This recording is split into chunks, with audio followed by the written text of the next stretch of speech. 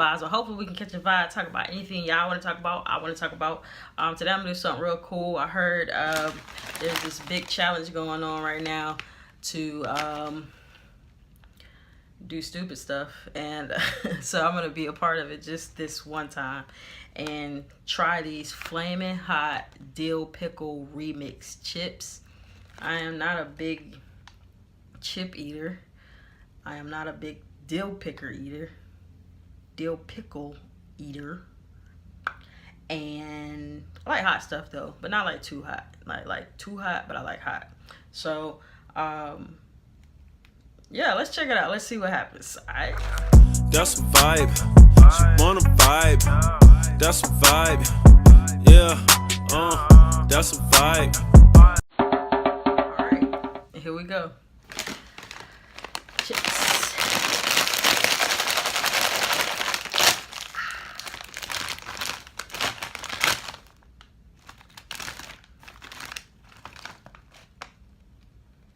They don't smell bad. They remind me of some chips that I've had before. Man, they remind me of some chips. I can't think of them. All right, here we go. I'm going to go ahead and try them out again. This is the Flamin' Hot Dill Pickle Remix and by Lay's.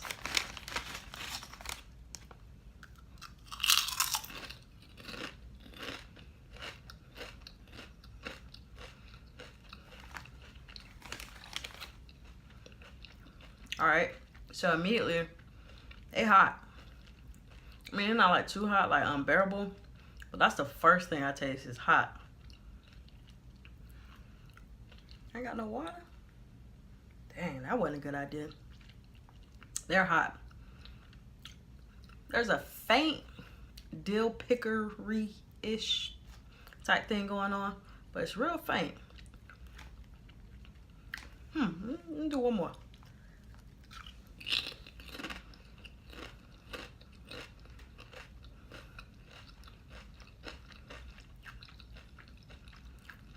Still hot.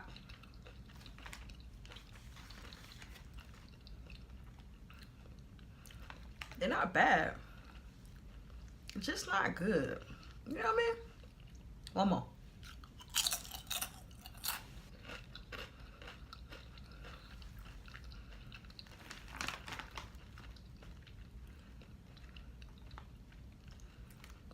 It tastes like a hot chip that has like this very light hint of dill pickle. And my mouth is on fire. Note to self, make sure I bring water next time. Oh wait. My little nifty fridge. I forgot all about this. Just a moment.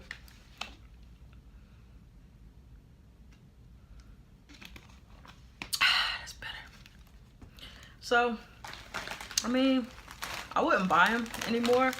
I'm gonna try to I am gonna try to eat a couple more because I hate wasting money.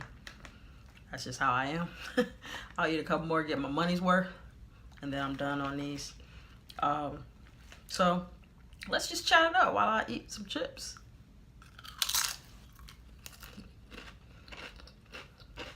Let me tell y'all about my week. This week was a good week. Preparing for a training.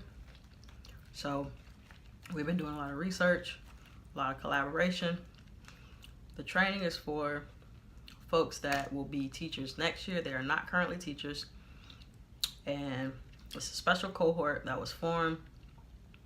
And I'm excited about the opportunity.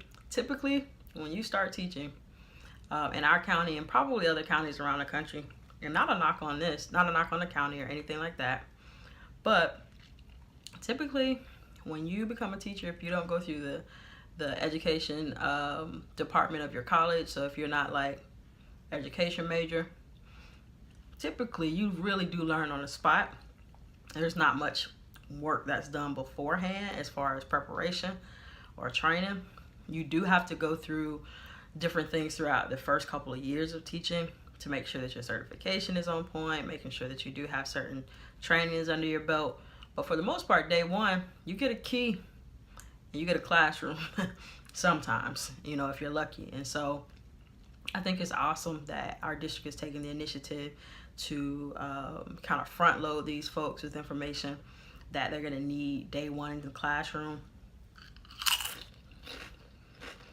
So that's what we've been working on this week, getting prepared for that. That'll be next week. I'm very excited about the opportunity. What else have I done this week?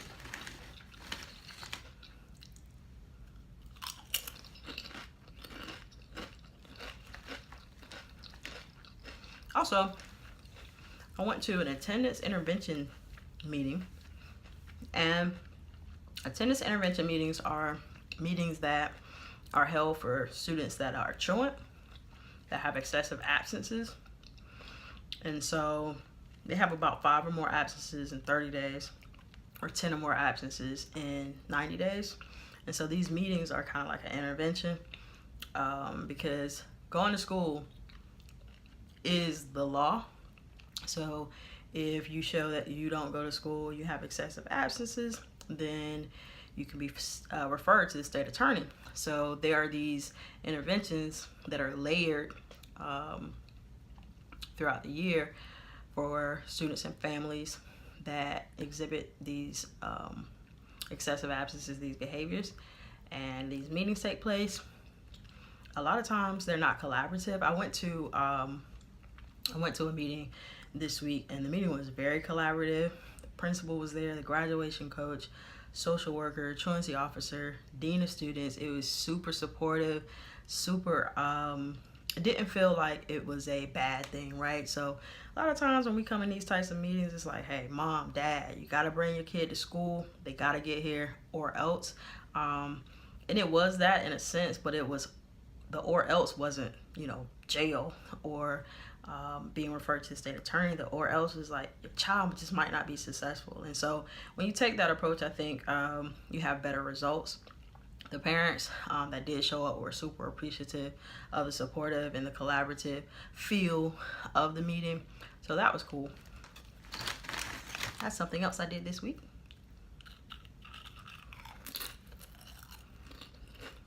Yummy. Not so much. What else did I do this week? Oh, this is cool. So many people are familiar with something called Classroom Dojo. If you are a parent in Duval County or any county or any state, whatever, you might have heard of Classroom Dojo. Classroom Dojo is a way to reward students for meeting the expectation. Super cool, has little avatars. Kids love it, parents love it because you can communicate to parents. And the idea is to basically notify parents when their child is meeting the expectation, because a lot of times parents get calls when the kids are misbehaving, but sometimes when they are behaving, doing what they're supposed to do, meeting the expectation, excelling academically, we don't inform parents. And so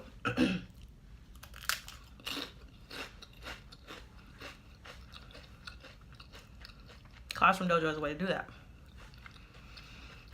What my district has also done, they've partnered with the student information system and have built in a mechanism to track positive behaviors. So just like we track referrals when students don't do the right thing, we can track when they do the right thing. So right now there's a pilot, and there are a couple schools that joined us to help us get some feedback so that when we're ready to roll this out whole district, we can work out some of the kinks.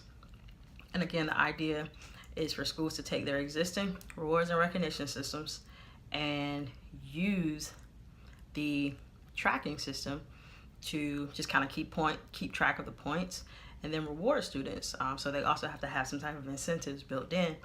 And just like Classroom Dojo, parents will be able to be notified when their students are meeting the expectations. And that's putting a spin on what we pay more attention to. Dr. Randy Sprick says you are going to get the behaviors that you pay attention to. So we're trying to pay attention to the positive behaviors so that students will continue to exhibit those positive behaviors. I'm so over these chips. So over them. What else did I do this week?